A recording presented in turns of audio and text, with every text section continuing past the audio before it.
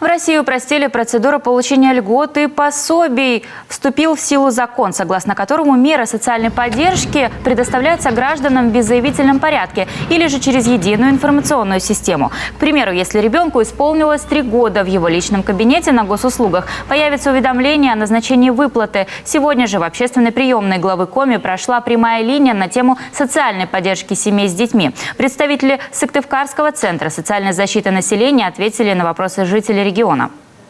У нас есть в Республике Коми создан такой сайт «Семья РФ Коми». Там, в принципе, заходите в социальный навигатор, и там все просто. Там у вас первый ребенок, второй, третий. Там, в принципе, по вкладкам, если заходите, меры соцподдержки уже вам предоставляется перечень, которым вы можете воспользоваться.